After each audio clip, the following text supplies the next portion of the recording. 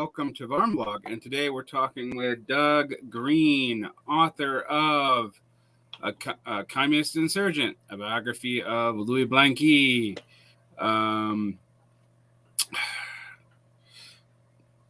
Failure of Vision, a biography of Michael Harrington, and the blogs, the Blanquiest at blanquiest.blogspot.com. And we're going to be talking about both Blanqui and more directly Michael Harrington today in the context of the stall out of the Democrats. We're approaching a year into the Biden administration.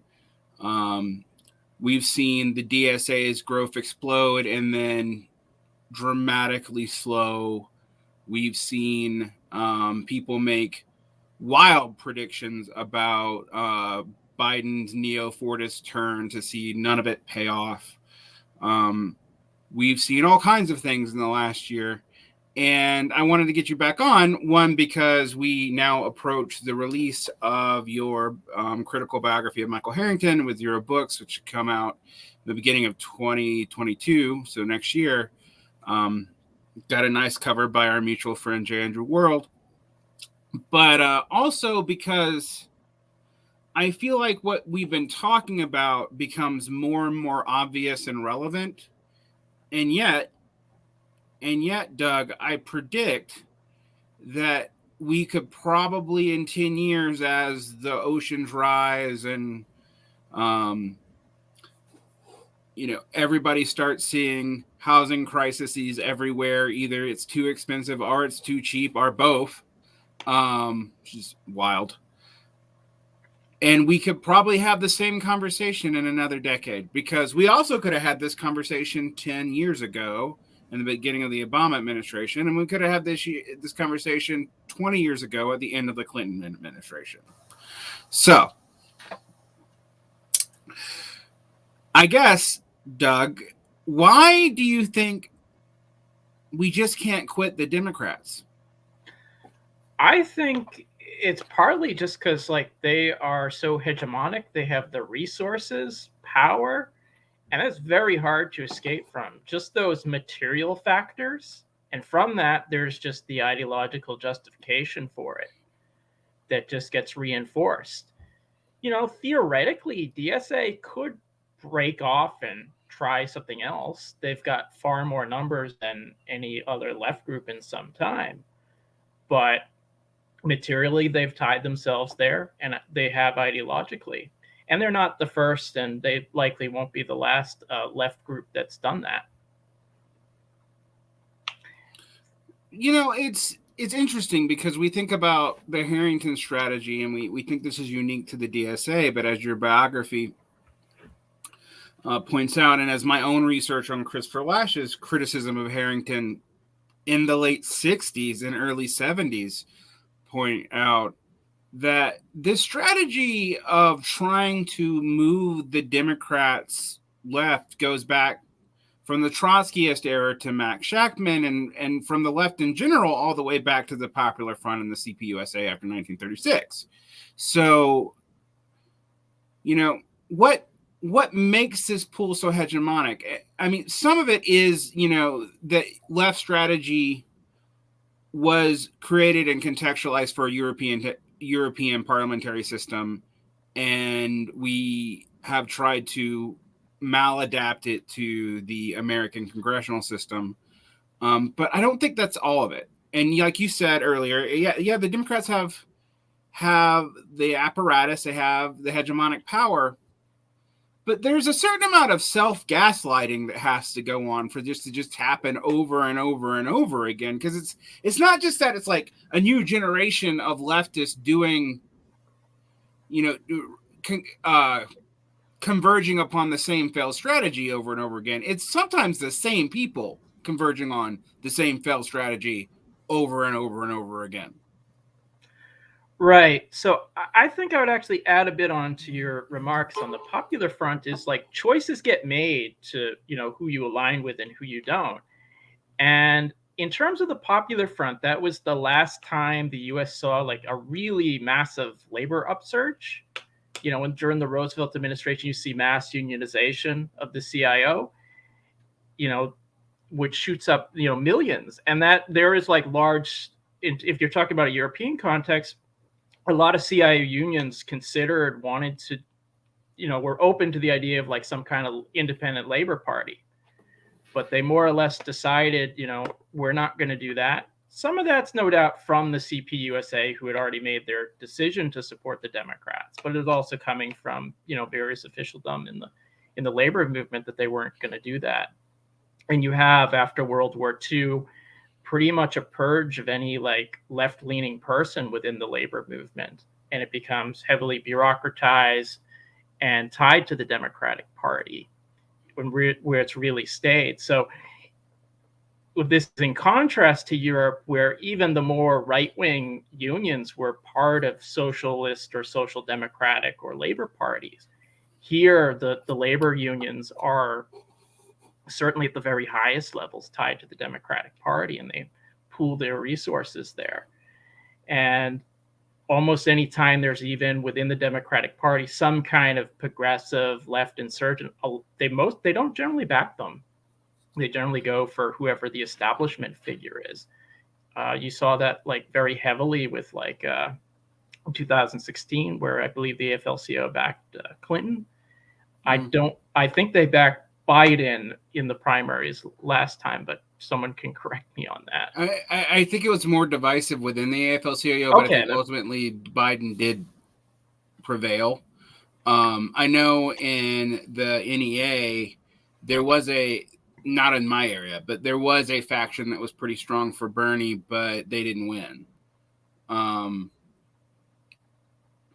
So the question becomes like, is this a maladaptive strategy? That seems clear, actually, that's a maladaptive strategy, but it's interesting to contrast it with the fate of the historical labor parties in Europe, because to be honest, what we've seen there is those parties resemble what's been going on with the left and the Democrats more and more each generation. The difference becomes, the parallels between Corbynism and Bernieism are complicated because Corbyn was actually in control of labor for a little while, and Bernie never really was a controlling player in the Democratic Party. There is a sense in which the Corbyn loss was actually more damaging than the Bernie loss, and that the Corbyn demographic trend, despite the talk of working class renewal, actually did, if you looked at poll after poll from the UK, more cleanly mirror the kinds of trends you saw in the United States. So yes, there was an income variant between the rich and the poor, and a lot of the labor supporters were poorer, but they were urban and they were young, and that was a bigger tell than someone's social class in the historical British sense. And that's new for labor. Like, that wasn't even true at the beginnings of New Labor under Blair.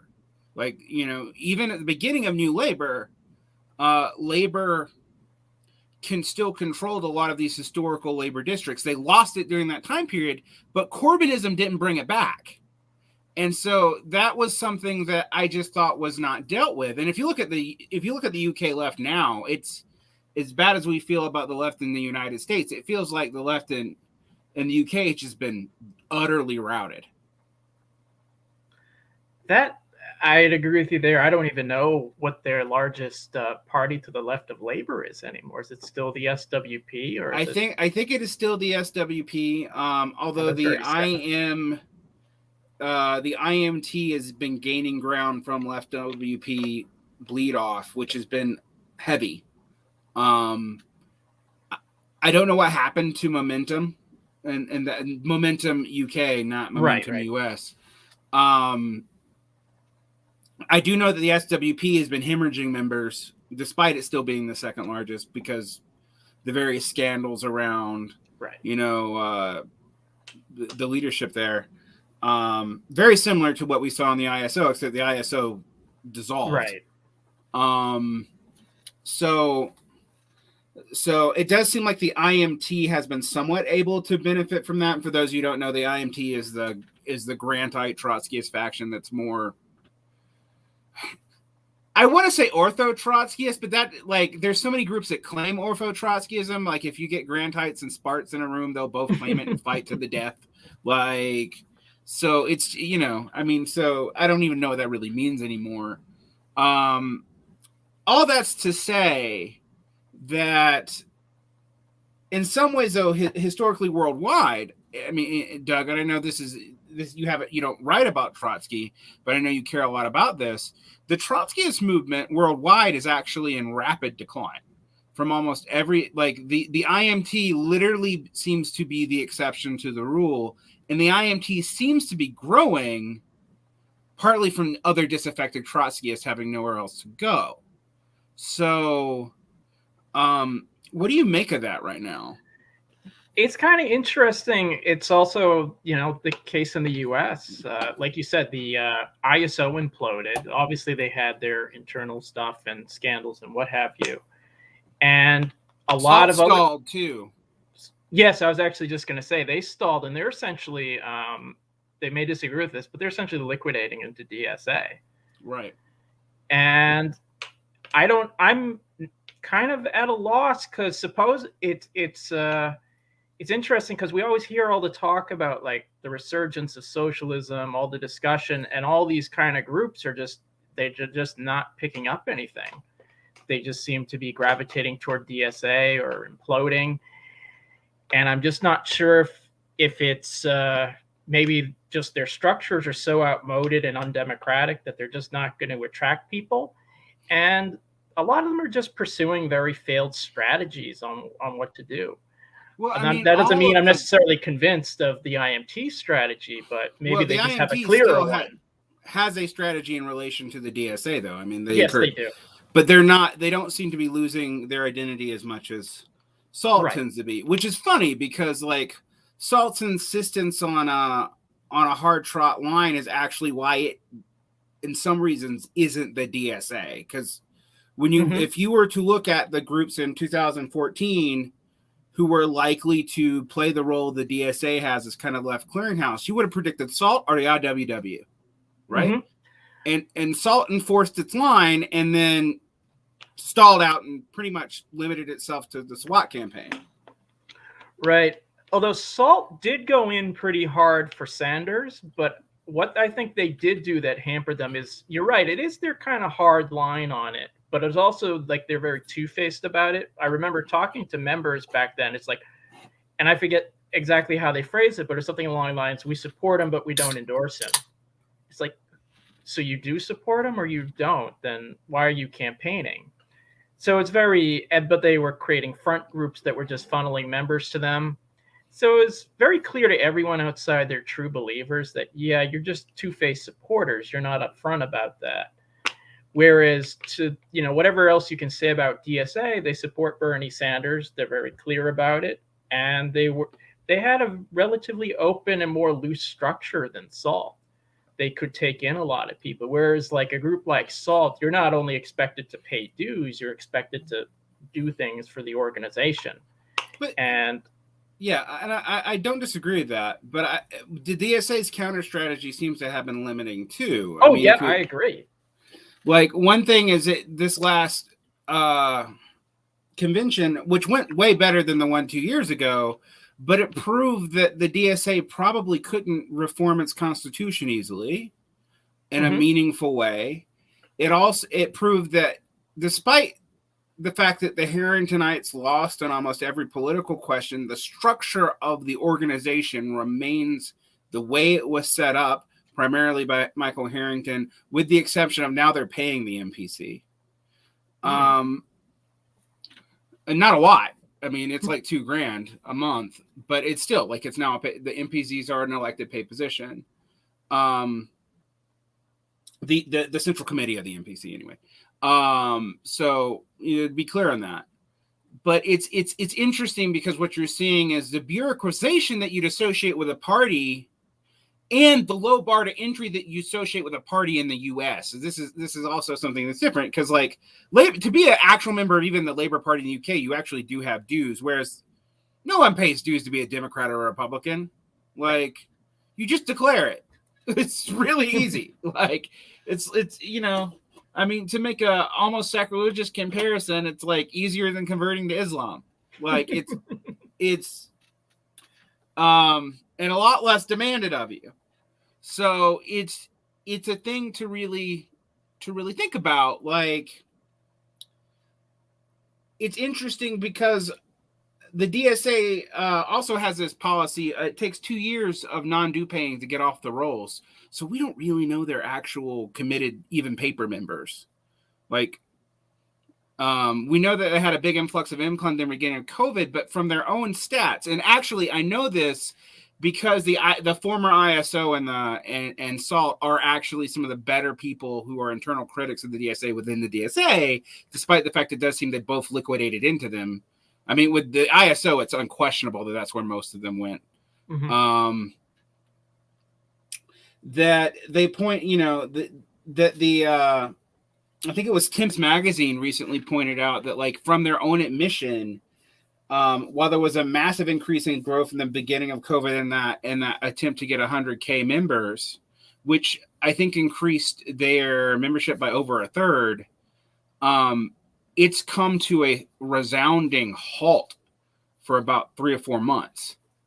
And they're not seeing membership increase anymore. So whatever happened in the shock of COVID, and the longer we are away from the Trump administration, and interestingly, because it seems like the sweet spot for the GSA was Bernie failing, but we're still close to Trump. And as we move further and further away from that, things seem to stall. Now, historically, how the DSA, and you know this because of your biography of Harrington, but the DSA hit its first 5,000 with a similar strategy around Reagan and then stalled out literally for 30 years with like no growth whatsoever.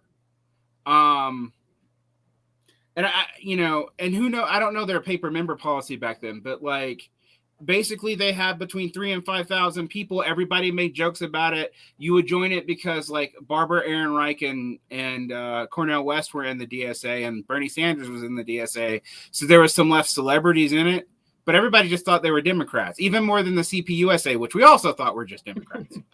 It's like, so you have the Sock Dem Democrats or the Stalinist Democrats, but they're both really just Democrats. Pick your aesthetic, right? Right. So, I guess we'll tie this into your Harrington strategy, but it does seem to me that your writings on the Harrington strategy, I mean, we've covered the biography already. You've done 2 interviews with me and one with Left Voice on this. So, and if people want to check that out, I see, let me find the Left Voice. I'll link it it's on your blog, right? Yes, everything's on the blog. Yeah, so you're good about republishing your own stuff. So I'll link this, however, in the chat for people, and when I do the show notes for the podcast, I'll put it there as well. So, okay. How much of this is Michael Harrington's fault? A lot of it, I'd say. And it's not so much him personally, but also just the ideas that just have seeped into the organization. So yeah, it's like DSA, even when it was founded, was probably, it may not have surpassed the CPUSA as the largest group on the left, but it was pretty damn close. And it has been, at least nominally, either the first or the second largest group for decades. And you're right, they have had a lot of celebrities in it, including former New York Mayor David Dinkins, actually. But it was largely, all these academics and labor bureaucrats. And it's, they can pick up, people because like they have a low bar for membership, but they don't do anything with it beyond campaigning for Democrats. At least that was certainly true during the Harrington era. And there was a bit of wobbling after his death where they considered third parties, but they really never had anything positive. It was mostly just pressure Obama, pressure Clinton or whomever. And you're right, they have had various upsurges in membership after 2016.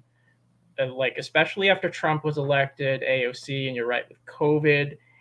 And I did actually hear, was it Maria Swavert, whoever I'm not sure if she's still the NPC on DSA. But no, she's so here's the thing about the DSA structure. I got the DSA people to admit to me. Mia Swaber's the director. She's paid. She's not elected. She's paid. Okay, all right. It's like a similar structure to those areas of the country, like where they think that the professionalization of the staff, which is hilarious, right? Because it's based on a professional staff model from a neoliberalization of city politics. So the idea is you need a professional, not an elected official, to run staff, because you need bourgeois professionalism to run staff. That's how you do it. So Swavert is actually the paid staff, and the NPC is elected, and the Swavert technically serves at the NPC discretion. But if you've ever, I don't know, studied the way school boards work, and this is identical to the way a lot of school boards are actually run, the superintendent is not really worried about recall of the school board. I mean, that's right. Really, really rare. It takes a major crisis to bring that out. And with the NPC, there's no NPC Central Committee recall either in the DSA. So we have a structure that is super loose, except at the national. And, I've been doing a lot of research on the DSA in the past year or so. So when I talk to them, that I don't get stuff wrong. So, for example, I learned that there's an 80-20 due split. While most non-campaigning activities are at the local level, 80% of dues go to the national. And 40% of the national's budget goes to staff. 40% of the national's budget seems to go to consultants. And then 20% of the national's budget goes into the various things that the convention elects for it to do. So, and also it has less money, even though the DSA has a lot of money, it has less money than you think it would, which is, partly because if you try to project its membership off as paying dues, since you have 2 years before you fall off the rolls, that's not actually accurate to what their actual dues-based income is. Huh. Well, I actually didn't realize that the ratio was that high. I actually thought it was a little less. But anyhow, the 80-20 split, yeah. Yeah, for some reason I thought it was like 2/3. It varies. It varies depending on the size of the chapter too, apparently, but there are some other factors, but that's the general rule. So a lot of it goes to the national. Most of what the national does is maintain the national's bureaucratization, which again makes sense. And I don't want to sound like I'm unreasonable. It makes sense in an organization that size with semi-professional staff. But that means that like what discretionary funds it has goes into electoral campaigning. And that's, if anyone doesn't know, that's prohibitively super expensive. Right. Like, so it's kind of a crazy situation, right? Now, I think this is very different from the Harrington DSA, because the Harrington DSA didn't have any money. Right. Like, they were very much on a shoestring budget. There's all kinds of funny stories when they were founded, or like DASOC was founded. Mm-hmm. But yeah, you want to talk about DASOC, because there is an attempt to resurrect that now. Really? Oh, man. Yeah, I've been out of the loop with other projects, so I haven't followed that. But you can tell me about that later. But yeah, DASOC was actually the group Harrington himself founded after he left the Socialist Party. It's like 1973. And it was that founded like the SPUSA too, right? Like, yes, that's it was a three-way split. There's what is now the Socialist Party of the United States of America. Mm-hmm. There was the Democratic Socialists, or I'm sorry, the Social Democrats USA, who are just basically neocons, and then there was Harrington in the middle, who were the Democratic Socialist Organizing Committee. And they were a lot of labor bureaucrats, these kind of like social democratic intellectuals, people like Irving Howe. And they were very active in like the Carter, the Carter campaign, the what was it, the Democratic Agenda platform of 1976. And they, there are people who I've seen like Jacobin articles like celebrating Harrington keeping social alive in the 70s. I'm like, he's basically just campaigning for Carter. That's really all he did. And there was like a failed thing they were involved in called the Progressive Alliance to protest Carter, which didn't do anything. And they ended up merging with a group called the New American Movement, which was the more moderates who came out of SDS. And they were basically moving in the same direction as DASOC into like electoral politics and the Democrats. And that's the SDS after all the communists kind of got purged. Yeah, the RCP took it over, and right. Yeah. I mean, they were originally kind of Marxist-Leninist, but they kind of moved away from that pretty quick, and they just became, focused on a lot of electoral politics and, getting people into school boards and that kind of thing. Yeah, it's one of those things I tell people to look at with the Max Elbaum book. I mean, there are times where I'm like, you do have to get people in the school boards and city councils and stuff, but because one of the criticisms I would raise at the DSA is they don't even do that. They're solely focused on like high media campaigns. Right. So like dog catcher politics and like what I used to call dog catcher Trotskyism when I was being a jerk, is not really part of their strategy, even though they will try to work for state level officials. Although that's also weird. They're just now forming state level organizations, which is very strange to think about. Like so you had locals and you had the national, and in a confederated country like the United States, they didn't have state level organizational intervention, like at all. Wow. Like there weren't like I think certain states now have certain state level intermediary chapters have formed by votes of locals, but like it's not part of their constitution and never was. It's kind of nuts. Like I know, like the CPUSA, just to take one party, they've had state parties, Communist Party in New York or California, wherever. And I actually do think I was aware about DSA with that, but it's just kind of amazing. Like there's just like California, like a, DSA LA, and then there's just the national. There's no intermediary steps, no way to coordinate people on a higher level. Right. I mean, it's both over bureaucratized and under bureaucratized if you think about it. Yeah, totally. It's over bureaucratized and yet under bureaucratized or under organized. Like it's okay. Yeah, that's a good phrase. Like, I mean, I do worry about the the bureaucratization of any left organization, because if you look at the historical SP Day, that's one of the things that killed it. Like, right. But one of the many things that killed it, other than literally fascist. But it's hard to see where they go from here. And I think maybe this is why we should go back to like looking at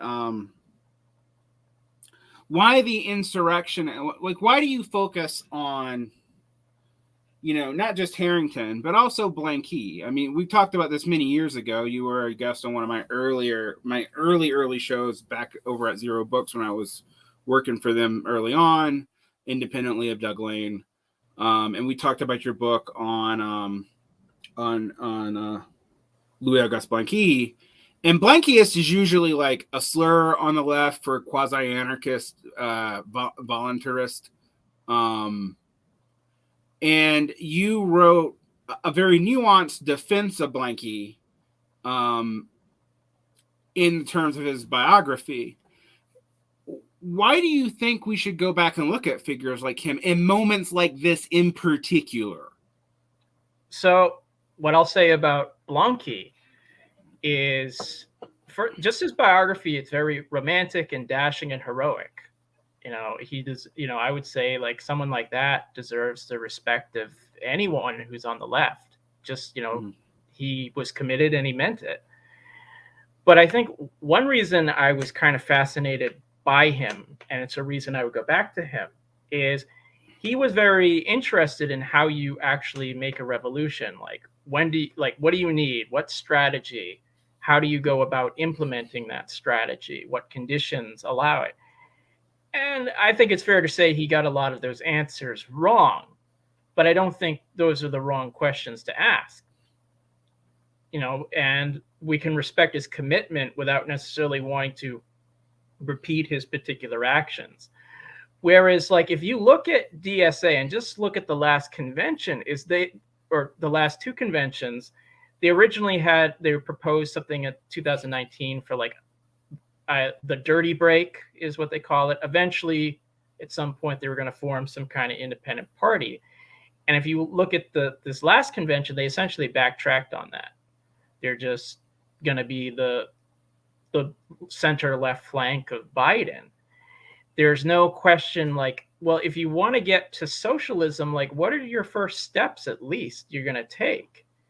It's actually interesting that you say that too, because the dirty break has been backtracked on, and yet frustration with the Democrats within the DSA itself has been polling higher and higher and higher.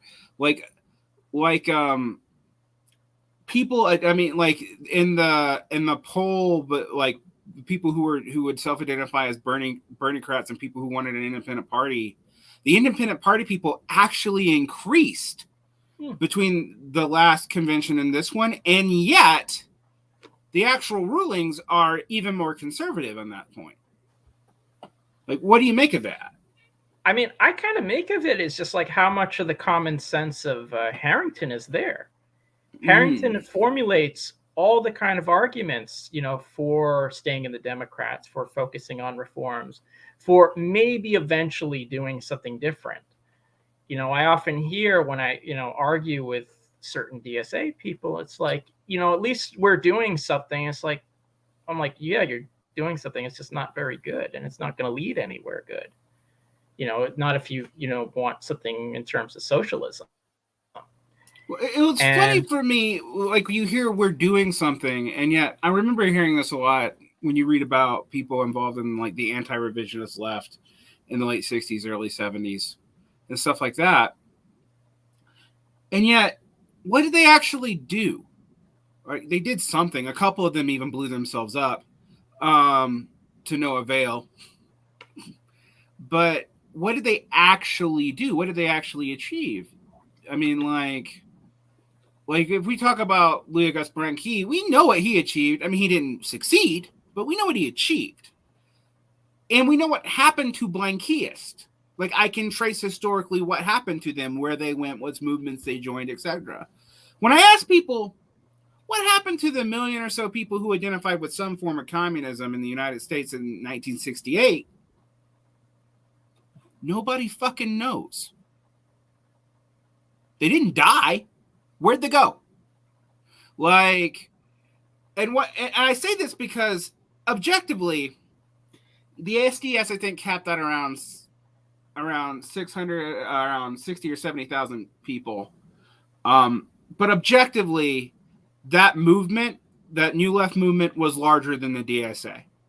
Like, both in per capita terms and in what it was able to do. The DSA, for example, would not be hubristic enough or dumb enough to try to claim that they were a major player in the George Floyd protest initiations, for example. Which is not true for like the 69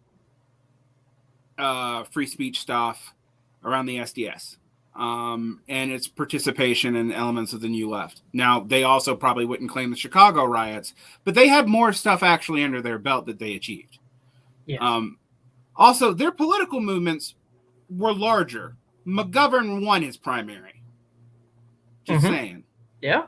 And it was still a stupid strategy then. Yeah, I agree. So, what's when you bring up the Floyd protests, it's interesting because there was like, first of all, I don't want to deny that DSA members participated in it. That's Right. certainly true. They did, for sure. But 100%. as an organization, they didn't. There was really, and they could have done stuff as an organization, call this day of action, that day of action, or whatever. They could have done all kinds of stuff there, but they really didn't. And for an organization that was at that time, claiming like 80,000 or something members, that's punching far below your weight class. Right. I mean, when a group like the PSL, which at most has 6,000 from what I can tell, and that might be really rapidly underestimating it, just to actually encounter the PSL IRL the way I used to encounter the ISO. And I'm thinking about what I know the ISO size to be when it was at its high point and you encountered them regularly. It was about 5,000 to 6,000 people. So that's what I'm guessing the PSL at most is, right? Right. Okay. The IWW is around 6,000, I think. There does seem to actually historically, except for when these big movements erupt like the DSA or the SDS, that seems to be the natural limit for a lot of these quasi-sectarian groups. I don't know why. It's just an observation. When they can do stuff like that and be fairly disciplined about it, right? And it's not like the SDS is, I mean, the PSL was a super disciplined group. It has tons of problems. They're well known, but they can do that. Why can't the DSA? I mean, I think it ultimately comes down to their focus is electoral. They'll get people out to phone bank and to campaign for AOC, Sanders, or whomever pretty easily because that's what they're kind of built for. But, they're not really built for something in the streets like the Floyd protests or something, what the Europeans would call extra parliamentary, struggles or strategies. They're just really not built for that. But they, if I wanted to run for school board, I'm certain I could get DSA people to be pretty disciplined about that. But in terms of stuff outside of the electoral arena, I don't really think so. I know that there are variations in branches, but as an organization, I just don't see it. Well, this is another thing that I would have people throw back at me when I would make criticisms of the DSA. It's like, oh, my local is so radical because X, or my local is so radical because members of the Freedom Road Socialist Association are on their central committee, or and stuff like that. And I'm like, yeah, that's a blatant violation of DSA bylaws, but no one seems to care. Which is interesting because I see people complain the DSA can't hold the squad accountable. And guys, power differentials would indicate that the Democrats, they have money and power. The DSA doesn't. Who's going to be able to hold who accountable? Right. In that organization. That's obvious, right? It's not you don't need even basic game theory to make that point. You could just look at a balance sheet. It's overwhelmingly obvious how it's going to go. All the present votes where the squad sits on their hands and pulls the Kalski on everything from Israel to the military budget being the exact. In fact, they're worse than pulling a Kalski because they'll strategically vote so it passes. Whereas Kalski sincerely sat on his hands during 1914. So, what do we do with that? Because they're not even holding people to the things the DSA actually has in its platforms and bylaws. But that's also true at the local level, too. They don't really hold anyone accountable there except randomly, kind of ad hoc by disciplinary committees. I mean, it's always the problem with the broad tent strategy is you can bring all kinds of people in, but once you you have enough people in there, it basically comes what, a friend of mine once called meatloaf politics. And I say that as someone who likes meatloaf, actually, is you got to water things down. You really can't get anything that's super divisive and act on it because then you'll alienate some group. And that's always trouble for a broad front. because a more disciplined group, it might be smaller, but there's generally a higher level of unity. And I'm not saying that that's a more disciplined group is not without its problems as well, but certainly, if you bring one in, how are you going to discipline someone, like AOC? I saw them, they kind of had a statement that said something, but it was like very mealy mouth. It's like, okay, she just voted, a lot of money for them. And that's not the first time she's done that. You're going to discipline her, or you're just going to say boo and go back to campaigning. It's, there really just doesn't seem to be the structure, or even, like you said, with Kotsky, at the very least, he was actually in an actual socialist party. It wasn't even like AOC's in the Democrat Party, which isn't even committed to socialism, even at a theoretical level. Right. I mean, with Kotsky, you have a whole lot of confounding things. Like, he actually is in the peace faction, but he sits on his hands. Right. And he maintains democratic centralism, which is actually why he was legitimately accused of voting for the war, because he wouldn't betray his democratic centralist principles. It's actually kind of funny, but funny in a historical way. But my point, people will bring up, okay, the locals, and there's working committees for mutual aid, labor organizations, and tenant unions. However, what the broad spectrum voices of the leadership are, I mean, you'll have people near the MPC literally run anti-mutual aid campaigns. That's the majority of what the locals do that isn't canvassing. So why is that there? If the National is running if members close to the National running campaigns against things that there are DSA working groups for, why is that working group existing? I want you to do a little bit of organizational calculus. It's there to keep people invested. It's there to keep people busy.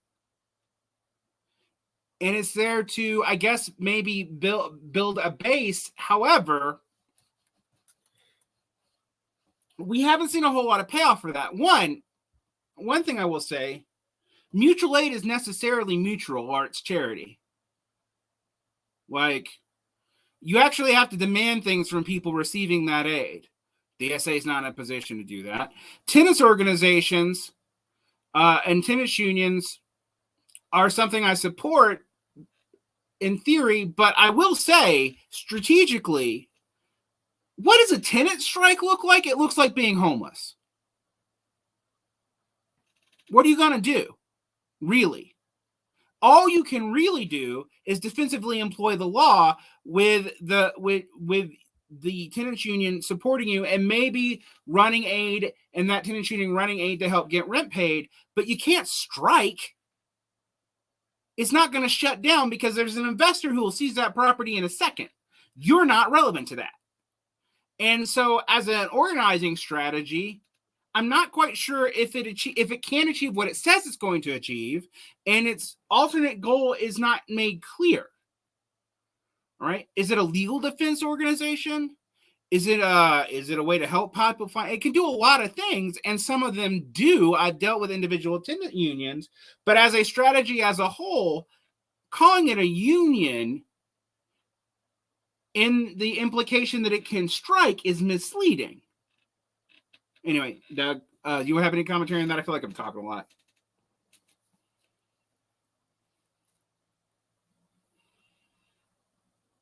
You're muted. Am I on now? Yeah. Okay. Sorry about that. I remember about 4 or 5 years ago, one of the things I heard that was the appeal for DSA, it was like, oh, we can all kind of come in and do whatever we want and everything, and experiment and learn from each other, which, okay, that sounds great. And certainly some of, maybe some of them were doing tenant union, fixing brake lights and everything. But it was also like, there's just like, partly that's a reflection of organizational incoherence. you have some people who I guess are focused on the fixing the brake lights or electing Democrats or reading groups or what have you. But what's it ultimately tied to? Ultimately, are you trying to build a base somewhere? Like, I'll give you an example of a group that's far different. The Black Panthers did breakfast programs and like what, some people might even call like mutual aid or charity or whatever have you. But it was actually tied to a larger project and strategy that was, and that's not to say there weren't, issues in the Black Panthers with their membership and state repression and all of that. But they seem to have a much clearer goal of what it was to do. And the other thing is, it's not just there's a low membership bar in terms of dues paying. It's like, what's your political education look like? Any, halfway semi-trot group has some kind of political education on like the ABCs of socialism or what have you. Are they trying to generalize it? Are they going to, have, do you think, like, do all members read the Communist Manifesto or something? Or do they just like listen to Sanders speeches? Because, I've encountered people who've, in DSA who are fairly familiar with some socialist fundamentals, but most not so much. They just sound like, people who would be on Rachel Maddow or NPR or what have you. And that's something like any left organization has to do at some point is educating its members. And organizational coherence means like, if you're going to do mutual aid or whatever, what's it ultimately tied to? I think like in terms of strategy, it's like looking at your end goal and then trying to work back and just see like, what are your first and next steps? And it seems like a lot of groups, it may not apply too much to DSA, but a lot of maybe more left sectarian groups, they have what I almost call the hamster wheel of activism. They look very busy, like they're doing a lot of things, but they're really not going anywhere. We used to call the ISO activist ambulance chasers. They go to one thing, the next, and they keep their members hyperactive, but they weren't really building or doing anything. And with this, we're not even seeing that because this only really applies to members that are high investment chapter members. And if you go to any DSA meeting, they will tell you. I mean, I've had people tell me outright, for example, that like here in Salt Lake, there's like 600 people on rolls. You'll never see more than 60 at any given event ever. And they have trouble getting people to fill out the central committee because also they have trouble getting their ratios right for the various per capita thing. And why people throw out, yes, individual chapters can throw out, although it makes no sense that individual chapters can throw out national bylaws. It just tells you that the national doesn't consider the individual chapters relevant if they can do that. Like, there is a way in which a lot of what I hear in response to what you and I say about this is what I call prior investment strategy. You have sunk cost into this. You have to justify the sunk cost by the good in which you do. Everyone's like, well, there's political education stuff happening in most chapters. It's not required to be a member, though. It is in most other organizations. Right. Like, I mean, if you were in the ISO, you had to attend, education courses. You had to show up for things. And in of itself, none of that is necessarily bad. I think the way they did most of it was bad. But it's like just that, like you said, you can just throw out your own national laws just because it's convenient. I mean, which laws under what pretext? That's not a recipe for something very healthy. That can be used in very nefarious ways, depending. And I'm not saying that, those people are necessarily doing that, but that's not a good precedent. Some modicum of discipline is necessary for any, organization. And part of, their term, in terms of their hamster wheel of activism, it just seems like it's whatever the election campaign is. Like they certainly were very active with, obviously in 2016 with the various AOC runs, and especially with, with Sanders, but right before COVID, it seemed like it was the come to Jesus moment for them. Well, we'll get back to some of the history in your books, but I want to talk about some psychological biases that are at play in the people commenting on the chat here. The locals don't worry much about the national, even though 80% of their dues go to the national, which means the locals' hyperactivist function is there to keep members in. The reason why the DSA doesn't care about what the locals do at the national level is because it's irrelevant. So they can spend their wills doing mutual aid at a scale that doesn't matter. And yes, scale of mutual aid really matters. All right? There's a reason why you aren't achieving even what Hamas and the Brotherhood achieved. All right? Right. You're just not. You're not. It's kind of pathetic that you call yourself doing mutual aid when you look at those models, or the historical Bolshevik model, or the SPD model, or even the First International model. And these are on orders of scale larger than your organization at a time period where the population was a third to half in the areas in which it was operating in.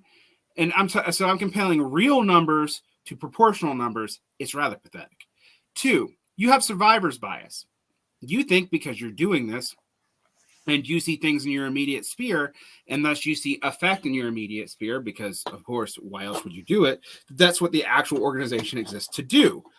Look at where the organization's money is. You'll see what it exists to do, and that structure goes all the way back to Harrington.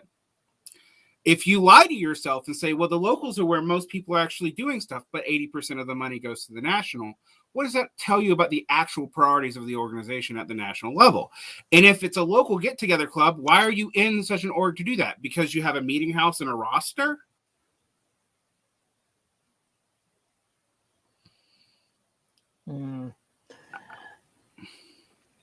I mean, yeah, the survivors thing, like it comes up a lot too, like whenever you criticize anyone in a left group, it's, about their strategy or something in their political line. It's like, we're achieving this result, that result, but it also kind of can blind you to looking like at organizational deficiencies and just becoming very hostile to people, who just won't get in line with it. I remember, I've encountered that with like people in various sectarian groups. It's like, we've accomplished this. We got all these people to show up at this event or this meeting or whatever. And it's like, okay, but it's like, you have all these other things you're not addressing. You're evading the point. You can't even lobby effectively. Right. You can't lobby effectively. I mean, this is like, the DSA is not even an effective lobbying organization. No, it's not. No. Like, they should learn from the NRA, frankly. The NRA, or even hell,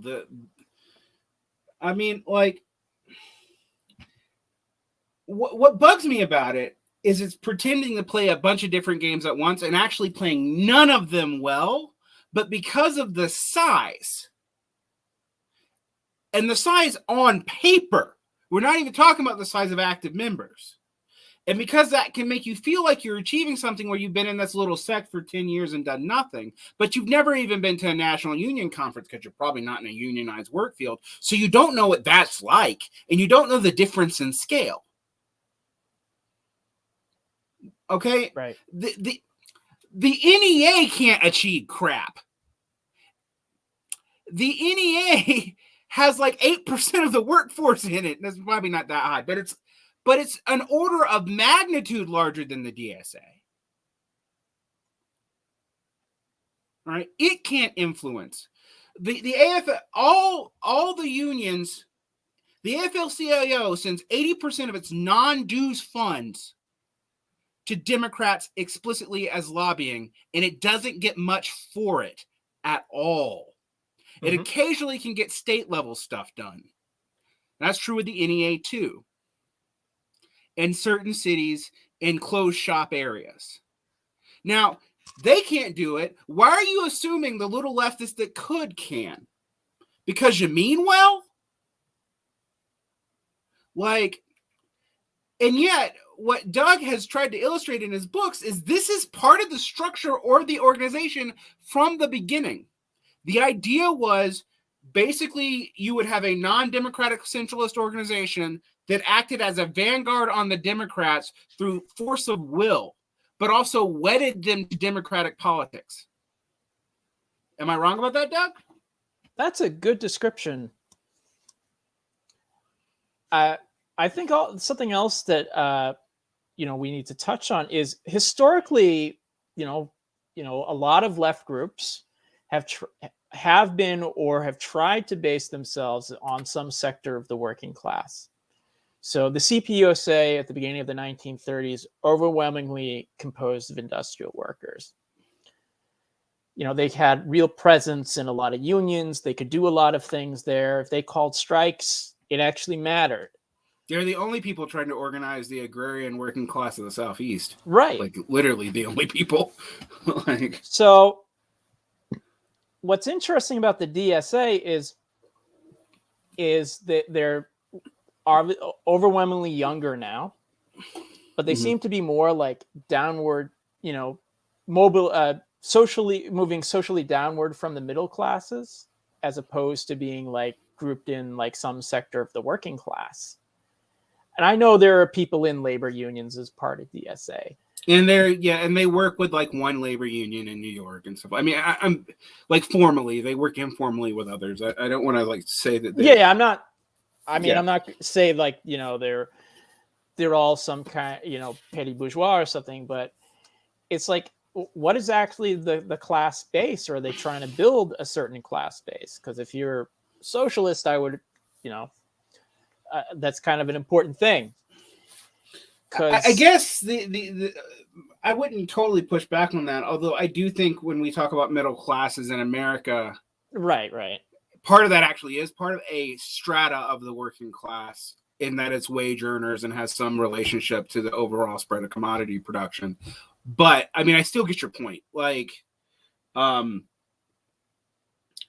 it's actually hard to know in the United States, to be completely honest, and actually even most of the Western world, what working class or any left is building off of now. Historically speaking, of course, they were. Right. But after 1968, that seems to fall apart. The DSA seems to be, when I looked at the DSA demographics, it did not seem to be, it didn't fit the description of the PMC thesis. Like, it was always a bunch of college-educated people. It is a bunch of college-educated people.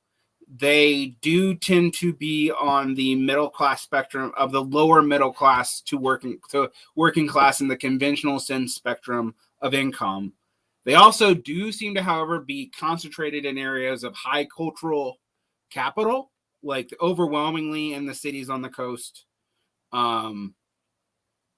dramatically overwhelmingly in cities of the coast. And if you look at where where locals are more likely to be activist locals as opposed to electoral locals, the activist locals are in areas where democratic politics are more contained within a city, are more conservative in general, even in the Democratic Party, such as Louisiana, which is where the Blake Light Clinic actually comes from. It comes from the New Orleans DSA chapter. They're the first people who did it. And then like here in Salt Lake, the DSA chapter tends to be, actually, ironically, they don't tend to be more activist. When I actually go to activist events, they're not there. It's the PSL or the WWP, are just anarchist, are occasionally people around the IMT. Very, very rarely. There's not that many of them around here. And then if you go to labor union stuff, there's no left groups there. None at all. Like, if they're Sandersites, they're independent labor people.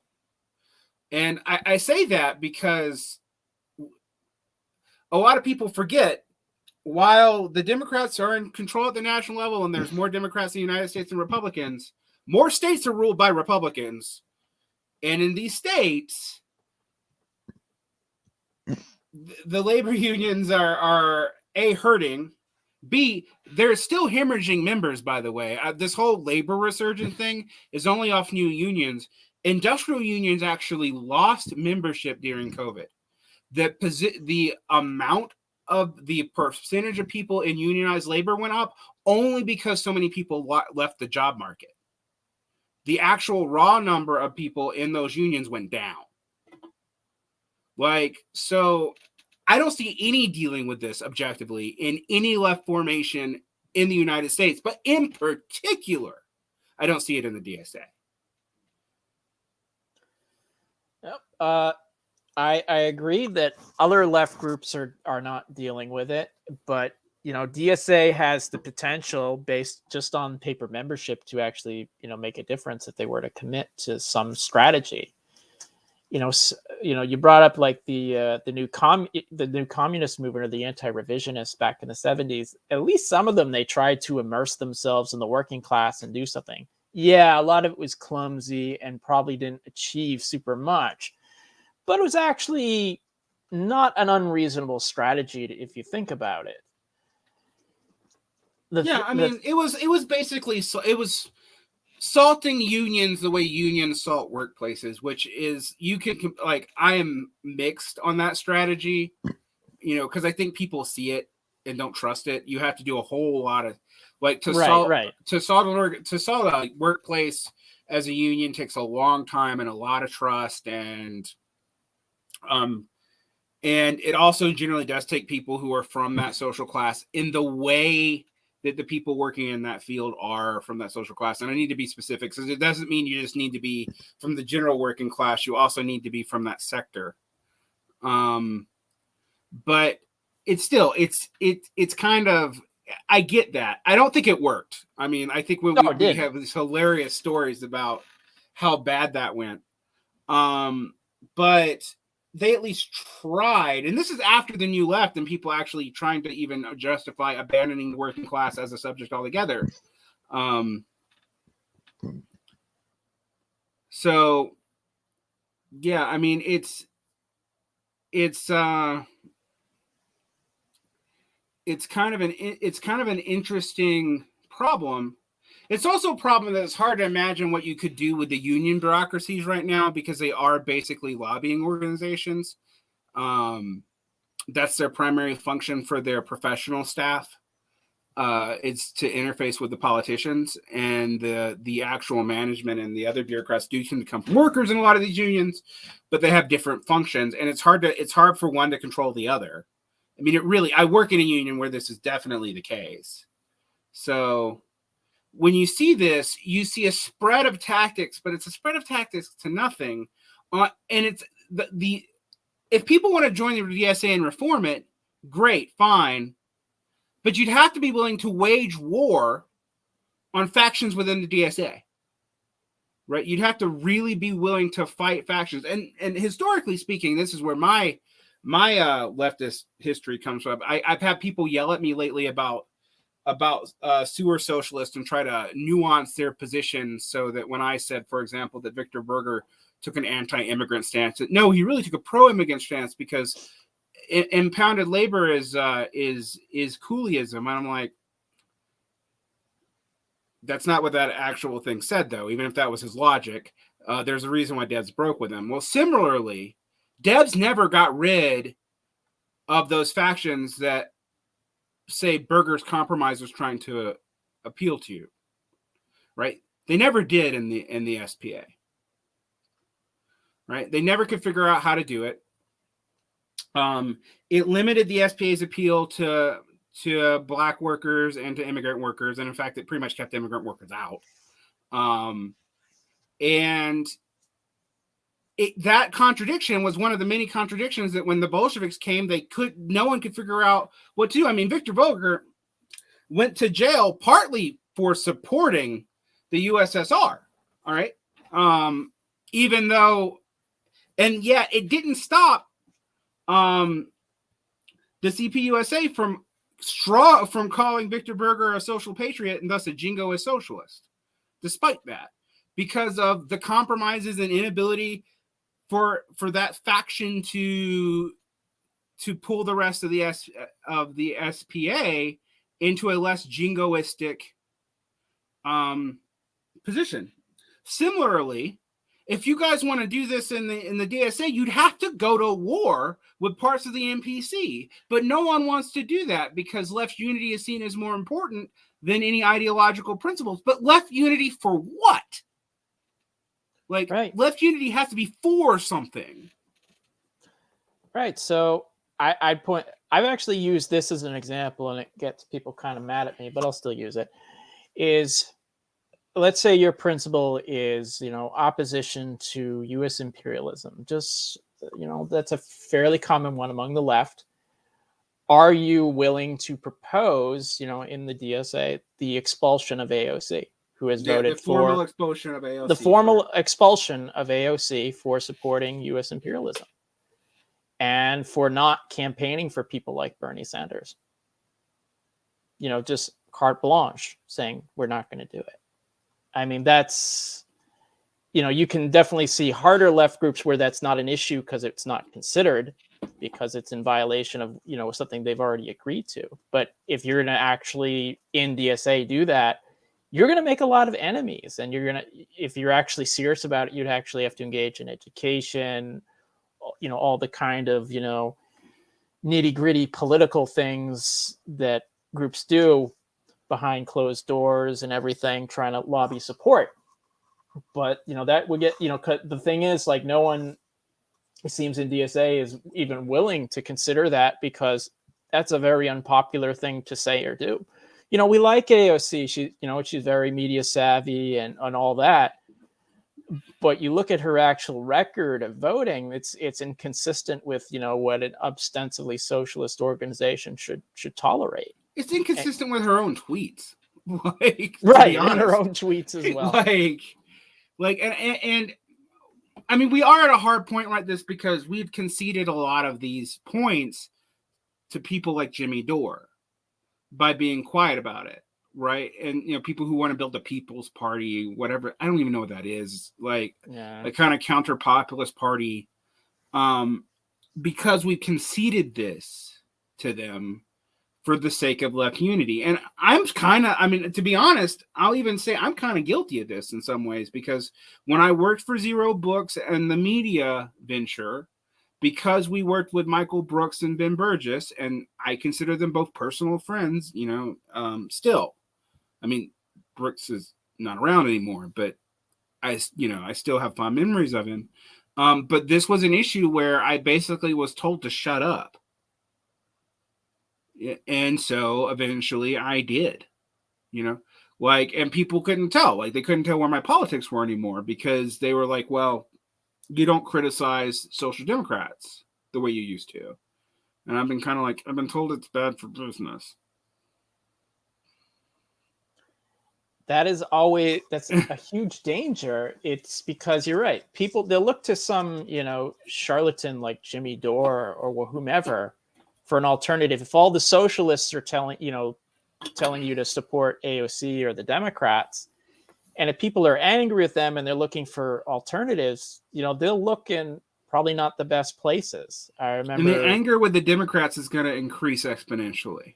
Right. And, if we're leftists, I think we should want to attract and channel that anger to our political project, that's positive. You don't want them going to Republicans or other groups in the Democrat Party or what have you, because it just can rebound on you. Historically, in Germany, a lot of anger with the Social Democrats got channeled to the right as well. Although they also had a far left alternative as well, where people could go. But De Linke didn't win. I was talking about in the 20s. Oh yeah. But yeah. No, I mean, but that's what happened. Is the social? What happened in the 20s in Germany is really complicated, right? But basically, the unemployed workers went to the Communist Party. The workers with good jobs stayed with the SPD. The petty bourgeois and some workers, people try to think that there was none. And some workers who were particularly disaffected went to the fascist movement, or the revolutionary conservative movement, or just the conservative movements. And then the business class went with liberals, but with liberals went with whoever was in power at any given moment. I mean, people talk about how, oh, they went with the fascists. Well, they also did go with the socialists in the end of the Weimar Republic, just to point that out. I mean, one of the ironies of history is the socialist government became an inflation buster. During the 1920s. This is actually largely forgotten in left history. Hilferding was fighting an inflation problem against Shaktism, which was kind of proto-Keynesianism, proto-MMT, chartalist theory. So the issue became like, who was going to go? It was split up, but there was no obvious answer to like who was going to actually oppose the Weimar government conditions. And unfortunately, a lot of oppressed groups got factored in with the government, which is what happens when these failures happen. These failures have a consequence, by the way, because in the Middle East, in Germany, and whoever, the oppressed groups that a moderate center-left or even center-right government protects, in a way of a retaliation, those groups get attacked. Mm-hmm. Be it the Jews, be it whoever.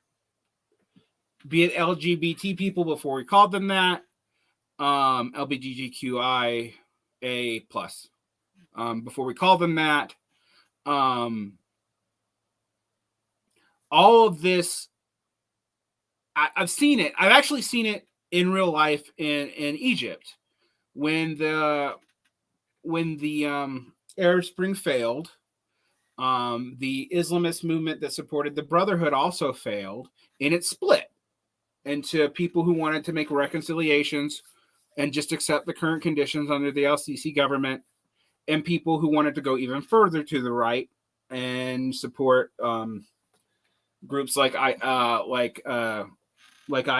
Islamic State.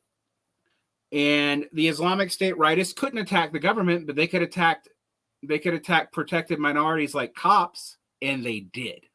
And then the government used that to reinstate the national security law, which undid the entire Arab Spring. Right? I say this because these consequences and failures, if you care about oppressed peoples, not just the working class, don't fuck up. Mm-hmm. Because the consequences is marginalized people usually get hit first. Right.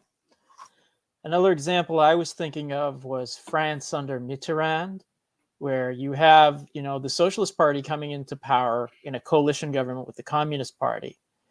And because the Communists are a junior partner in that coalition, they're tied to the government's policies, which, Mitterrand actually comes in with a fairly radical sounding program. Within fairly quickly, he's, instituting austerity and what have you.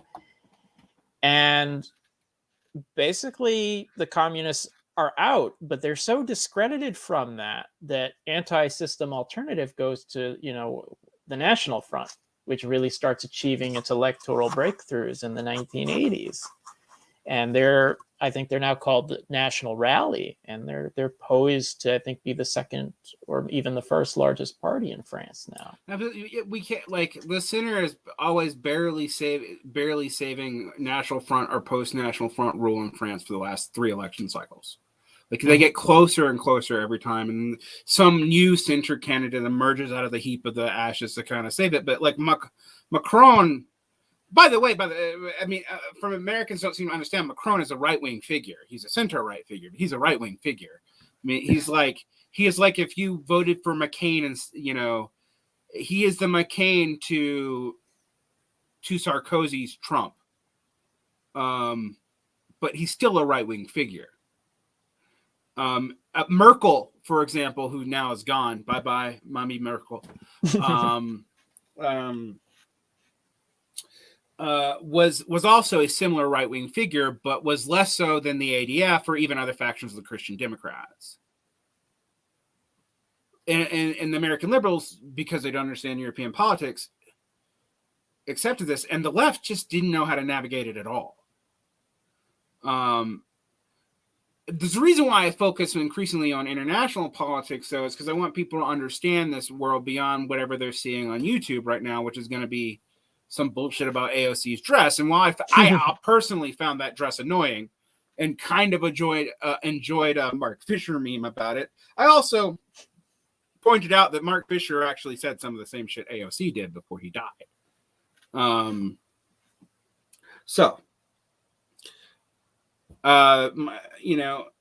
I think we can see that. I mean, I think let's try to get this tied in the book. I mean, we've been ranting because we've been responding somewhat to the battling factions in the chat today, but and we've been doing so in a way that we can probably keep in the podcast. However, I want to tie this in, and maybe this will be our last point.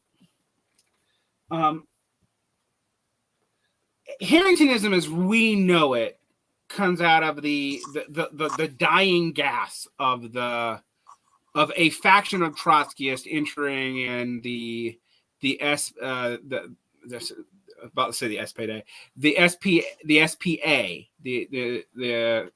who was a remnant rump party for like 40 years after the 20s. Like the CPUSA was much larger until, actually, ironically, in America, the CPUSA was much larger until the National Front period, which totally pulled a lot of people out of it. And by the third or fourth or fifth, however many you want to count, Red Scare of the 1950s, the CPUSA is still big, but it's fractionating every other day. But so you had this remainder of the Max Shachtmanites who enter, the Social Democratic Party. It's interesting because there are some Trotskyists who try to claim that Shachtman was never a real Trotskyist. I don't know what that means. I mean, if you hold someone to an ideal standard, like maybe even Trotsky doesn't meet the standard of real Trotskyist, I don't know. But that's impressive. He presided over the founding of the Fourth International in 1938. I mean, he was Trotsky's bodyguard at one point too. So it's like, yeah, it's like he certainly wasn't a Trotskyist, in terms of the Trotsky standards after a certain period of time. But I think it's definitely far-fetched to say he never was. But yeah, so I mean, obviously, Shachtman is undergoing a metamorphosis after he, leaves, Trotsky's orbit. But it's important to note it's not all at once. Like it's not like James Burnham. There's no like letter of conversion and like then he automatically works for the proto CIA. So like he's supporting, Harrington is like into the 50s, including with the Shachtmanites. They're supporting like Ho Chi Minh. Mm-hmm. They're supporting the Vietnamese. At the same time, they're also adopting a contrary position, like the Stalinists at home are the greater evil, so we need to support the labor bureaucrats and people in the Democratic Party. So they have like all these kind of interesting contradictions there. So they don't abandon like all that heritage right away. They eventually more or less do. I mean, part of like the fusion of Shachtman with the Socialist Party is at least, he essentially says, forming the Communist Party way back was a mistake. We should just, try and have this broad left front. And part of the reason they actually entered the Socialist Party was because the communists were hemorrhaging. And the thing that really killed them was Khrushchev, was the secret speech. They had, they still had tens of thousands of members after McCarthyism. It was Khrushchev's secret speech that really did them in. So people like Shachtman, Harrington, and Norman Thomas, they thought we can pick up all these people. So they wanted to form this new group. And in the course of that, they could have positioned themselves in a certain way in the 60s, because they were involved in the civil rights movement with people like Bayard Rustin. Harrington was involved in the founding of SDS. And if he hadn't have overreacted, I still think there would have been a split between him and SDS, but it probably would have been maybe delayed for a little bit. But there is, this. Now you say whether I actually think that Harrington was a truer Shachtmanite than Shachtman, because he was trying to actually stay true to the whole strategy they developed of realignment and, siphoning off these moderates from the new left. Whereas Harrington, Shachtman is like, they're all a bunch of bums and hippies. We don't want anything to do with them. I mean, there is a reason why Shachtmanism, and not just an anti-Semitic conspiracy, is associated with the birth of neoconservatism. Like, no, it's those people really were. Like the people in Social Democrats USA, if you look at their biographies, they're involved in the CIA. They're involved in Henry Scoop Jackson and all of those type of people. And then you had all these ex-Marxists who were tied to the Shachtmanites, who were involved with the Congress for Cultural Freedom and stuff like who, James Burnham was hanging around. There was explicit CIA ties. At the same time, like COINTELPRO is doing what COINTELPRO does. I'm careful about that because there's ways you can understate what COINTELPRO did and you can overstate it too. Sure. When you actually study what COINTELPRO did, in the case of the Panthers, it got people killed. In the case of like the RCP and the CPUSA, it actually just encouraged already existing internal fights to go on until the organization split and split and split and split and split. Like, so one of the interesting things that I point out is one of the best things the CIA did in regards to the mainstream of the far left, which is almost an oxymoron to say, but still, was to encourage national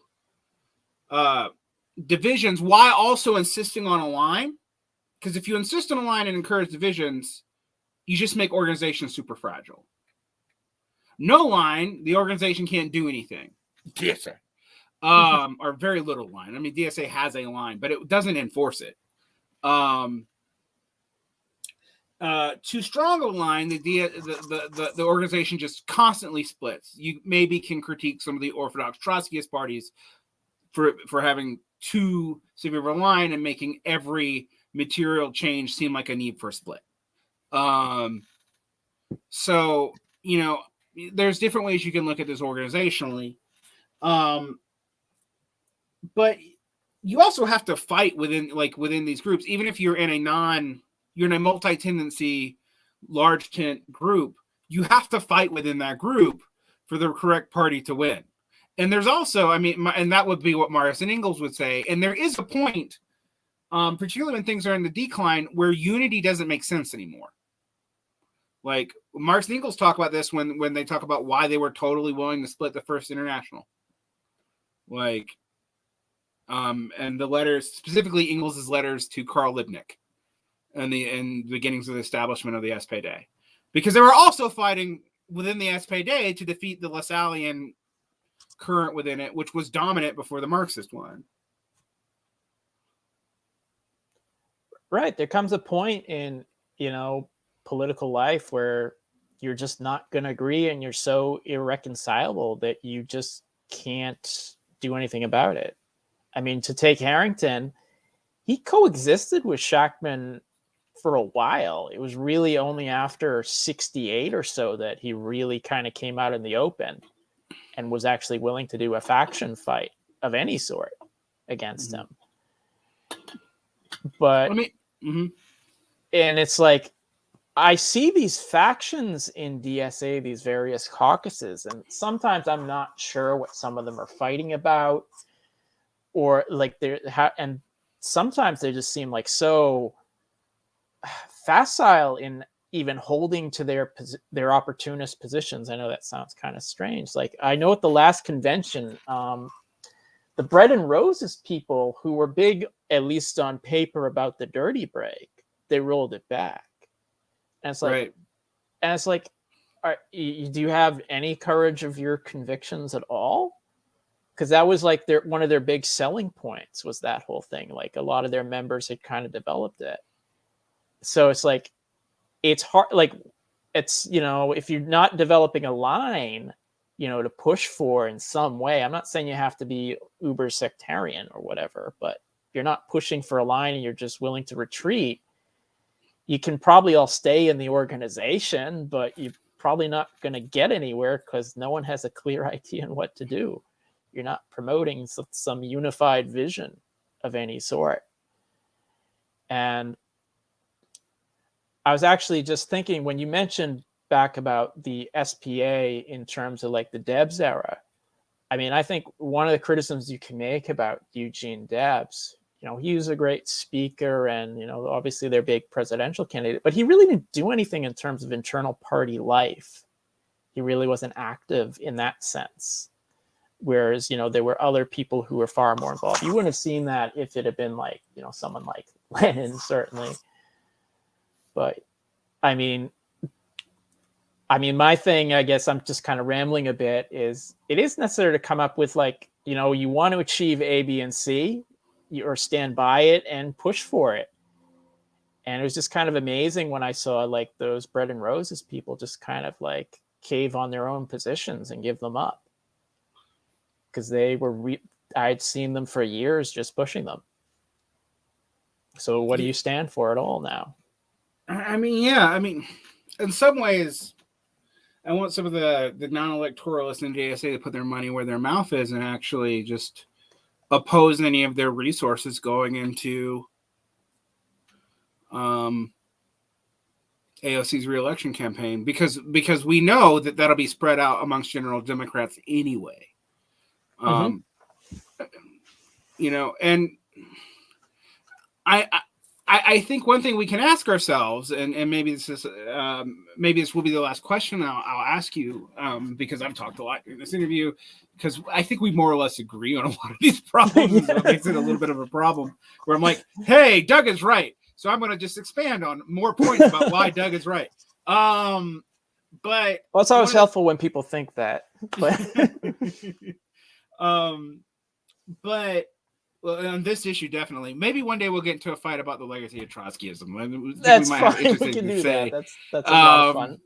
That'd be interesting to say something on. But what I was thinking about this is it's so hard to figure out. On one hand, I agree that splitting too much is, you know, just come out. It's deleterious, and we have to deal with people who don't agree with us. There's going to be no perfect socialism made out of good people with the correct line all the time. It's just, that's true. It's why this politics is politics. You have to convince people. You have to do work.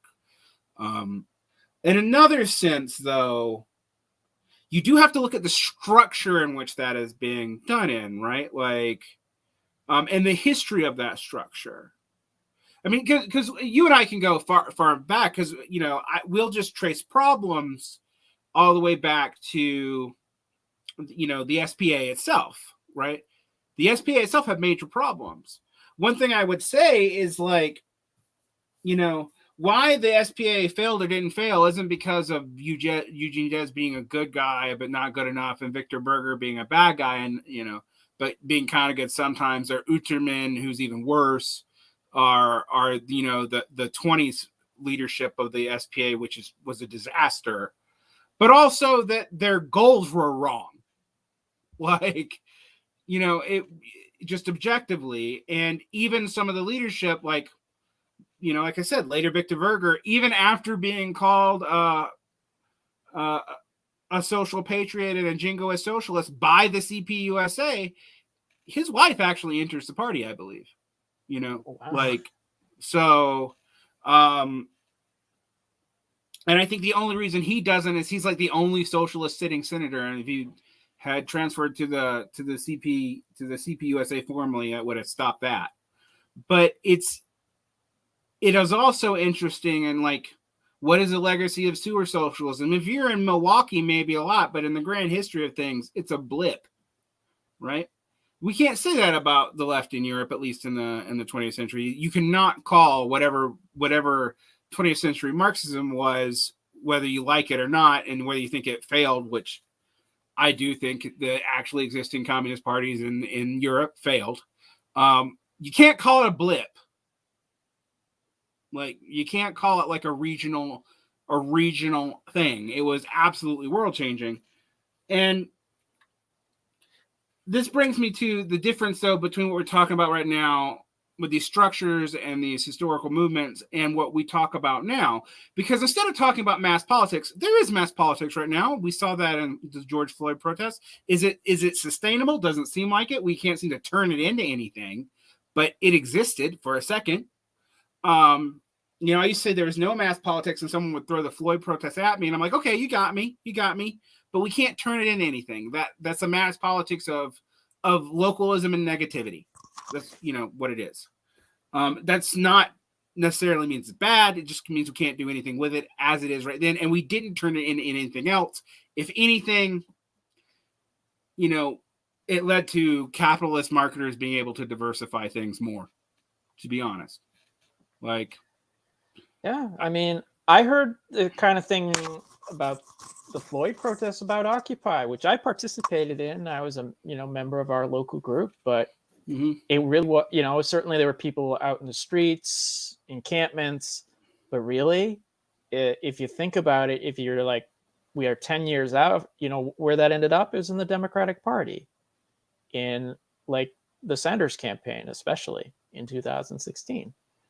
So that was mass politics in a certain way, but you know, it ended up in it ended up in its own different kind of marketing, if you put it like that.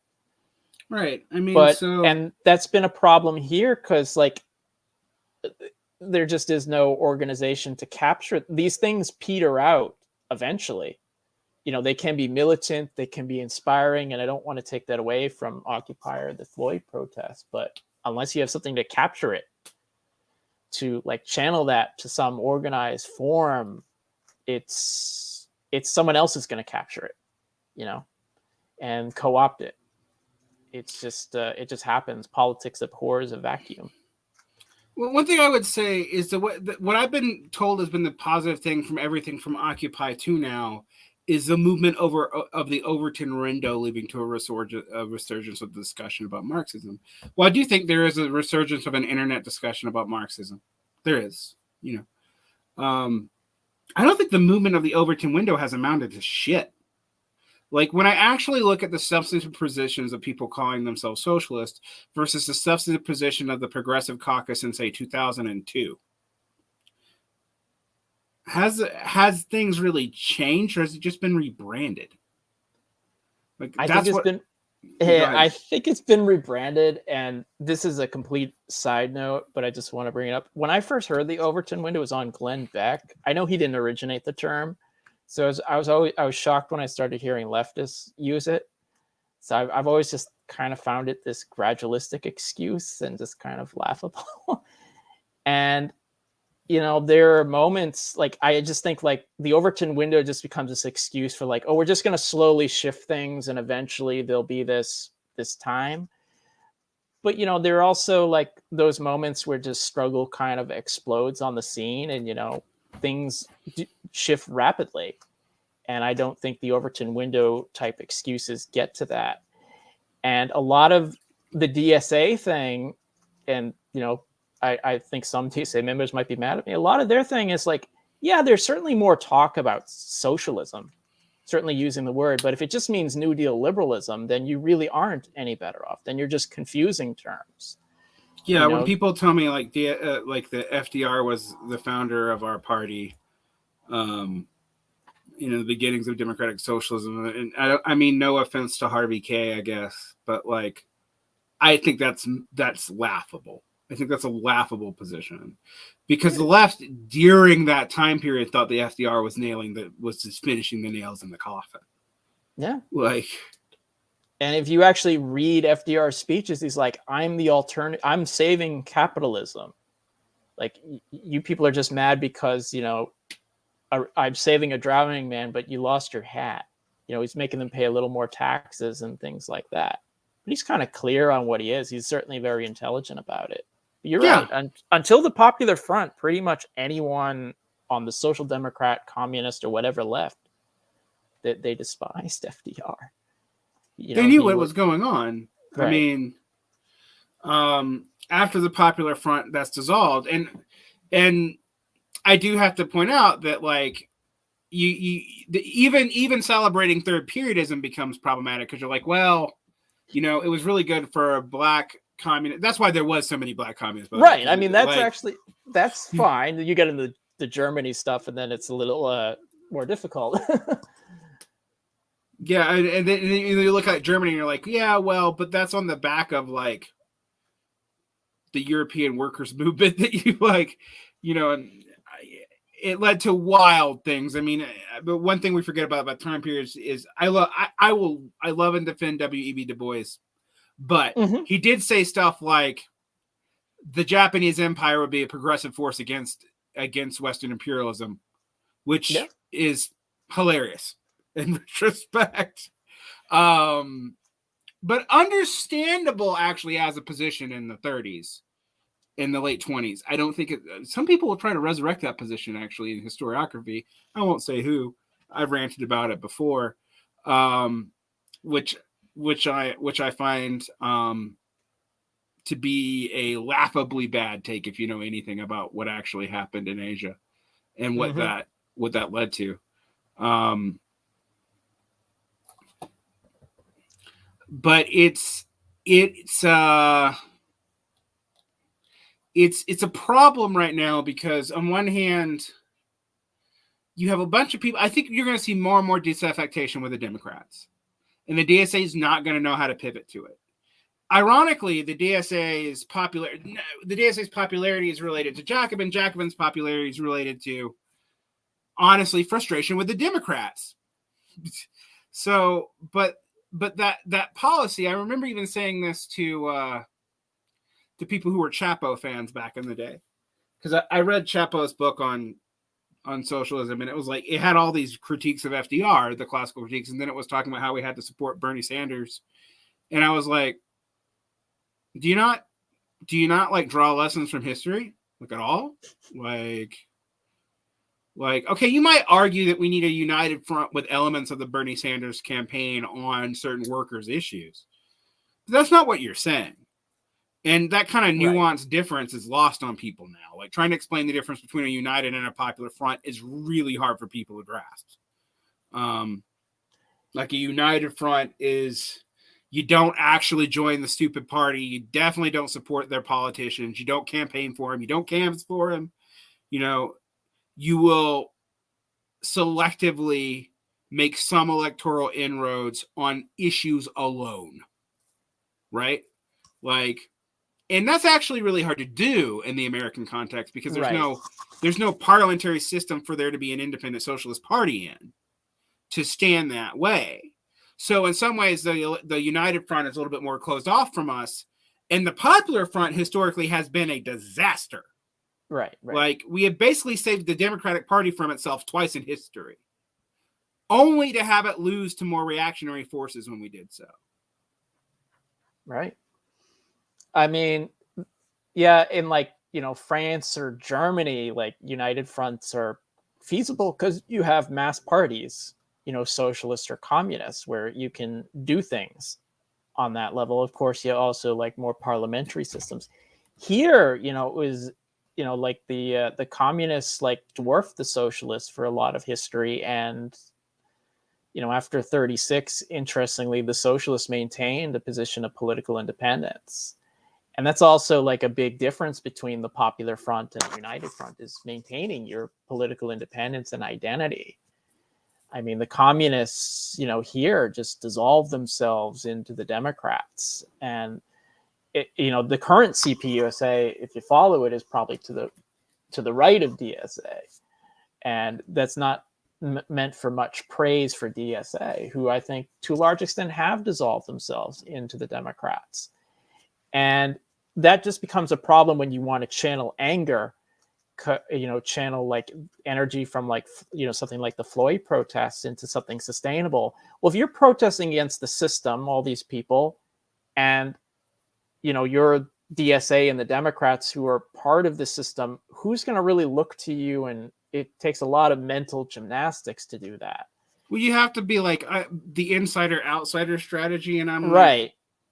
Which was like DSA actually adopted that in like the 90s, but it's really just the same thing as realignment. It all kind of comes back to that. And realignment was never a real strategy. It was just get out the vote. Yeah, get out I the mean, vote. it was and always hope it was that always a gets lefter. non-starter, and ultimately that's also kind of the problem with like the bread and roses people in the dirty break. It's like we're gonna just work with them for now, and eventually, at some point that's very undefined, we'll break. But in practice, it just becomes just support them. It just becomes all dirt, no break. And, Which is predictable though, because yes, of course, their strategy for the dirty break is dependent on, I guess, democratic hegemony to the point where normal U.S. electoral problems that have existed since the 70s don't happen anymore. right. Like, because that would be the only time where their dirty break wouldn't risk a right-wing resurgence. Because that's the justification for working with the Dems, right? Is the fear of the right-wing resurgence. It's the whole Popular Front as anti-fuss strategy. Mm-hmm. One thing I would be interested in, I'm just kind of thinking aloud here. I live in a state, Massachusetts, that's overwhelmingly Democrat. There's always a supermajority in the House and the Senate. There is a Republican governor, but he's pretty moderate by Republican standards. You could have conceivably a dirty break here, but it's not done. They're all just local Democrats if they're, because I know there's at least one DSA state senator, but he's part of the Democratic Party. And because that's the thing, it's like there's always that boogeyman that you can bring out. And once you kind of accept the electoral logic, it becomes the black hole. It sucks you in. Maybe the dirty break is trying to push back a little, but the inexorable logic of like getting involved in that kind of bourgeois politics, it pulls you into that. And because unless you're actually going to put out a clear alternative as a different pole of attraction, you get sucked into the other pole. Because you could conceivably in the Democrats have a large audience for your ideas. They're a big party. They've got resources and all of that, media. But if you're outside, you're not. And that's very attractive to people. And I've often said, like, when I've heard people who are running as DSA members for office, like how their good history and positions and, maybe some kind of activist work or whatever, it's all kind of BS to me because it's like, those structures they'll make mincemeat out of your good intentions. I mean, you're talking about like the anti-revisionists, how many of them entered the Democrats with the best of intentions? And like, during Occupy, like the mayor of Oakland was a former Maoist who was like setting tear gas on the protesters. I was about to say the mayor of San Francisco was actually part of a somewhat. No, the mayor of Oakland was not just a Maoist, but was part of a radical faction of Maoists. Yes, a radical faction. Right. It was Jean Quan or something. Yeah, Jean Quan. I actually know somebody who works with her and told me the story. And I was wow. Oh my God. You had the recuperation of Aoki, who, was tied to was the gun runner for the Panthers, who was also a spy. Yep. And that came out after his death. You have to be careful with this. I think a lot of the people who are going to debate strategy right now are being way premature because they don't even have principles together. Like if you ask someone like, okay, you want a united front for socialism. Well, what do you mean by socialism? Right. You want to you haven't said. You want a united front for anti-imperialism. What do you mean by anti-imperialism? That seems a little clearer, but then in actual practice, it definitely isn't. Right. Are you a third campus or a revolutionary defeatist or something else? Are you just standing in another state? Are you actually standing in another faction within your own state and not even being aware of it? I think these are all things that you kind of have to deal with. And, you're right. Most of the new left, even most of the new left Maoists, they ended up, most of the Trots and most of the Maoists of the 1960s ended up in the Democratic Party. Some of them ended up in the Republican Party. Some of them ended up as David Horowitz. Yep. Some of them became the left and the liberals' bigger enemies, believe it or not. But like Rob Reich had ties to the SDS and even the RCP. no one talks about it. Like, how many former Marxists are actually Democratic mayors? No one talks about that either. And they're probably not even on the left wing of the Democrats. They're probably not even part of the Progressive Caucus. Yeah. It's the same in Europe. If you look in like the Labour Party, there's like all these ex-68ers. And what was it? What's the guy's name? Stammer. I think he was actually a Pabloite Trotskyist at one point. Yeah, and now he's a Blairite. It's just kind of hilarious. And I remember the former president or prime minister of France, Lionel Josephine, he was a Lambertiste Trotskyist. It's just hilarious, like some of these trajectories. Some of the basis of the French neoconservative movement actually came out of the Maoist movement. You know, so they like new people like Badiou and Althusser. It's kind of, yeah, you're right. Like we have to deal with the fact that we often generate not just our collaborators and recuperators, but also our enemies. Yeah. Like, so I guess the moral of this story is learn your history. Not because we're doomed to repeat it. We aren't. We're not doomed to repeat it. But because if you don't learn it, you might actually make the same mistake in new ways. Because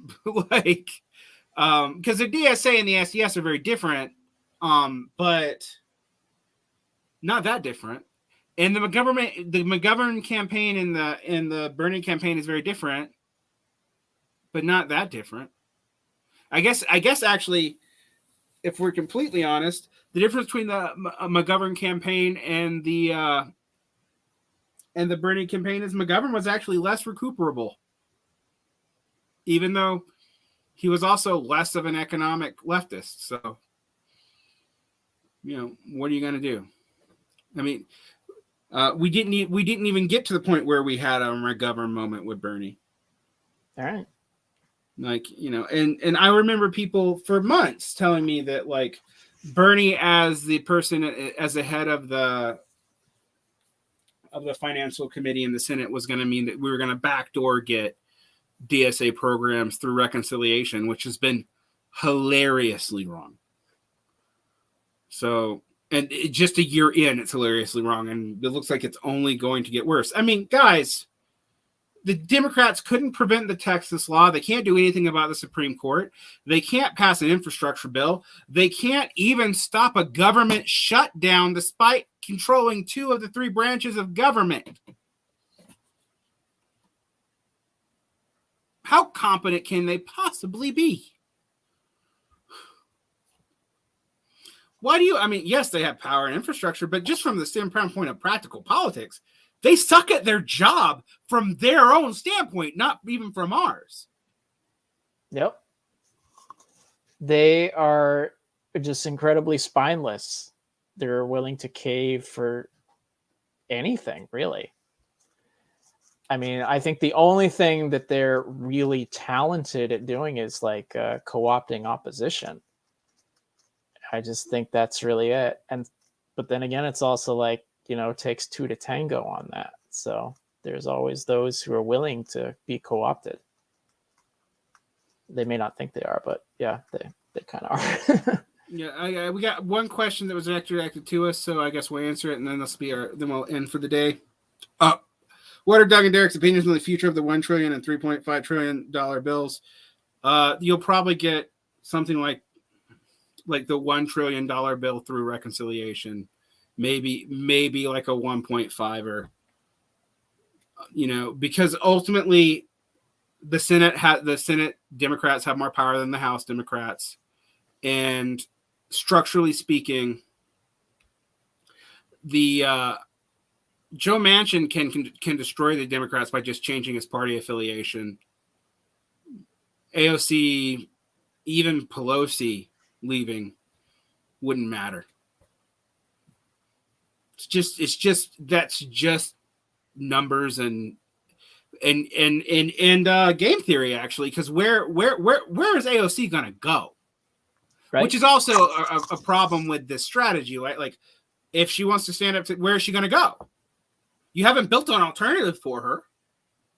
Like, what's she gonna do? I mean, that's the thing about this is like people think that it's about AOC being an opportunist hack, which she may be, but that's not even the point. Right. It wouldn't matter. Like, I actually think like Ilhan Omar or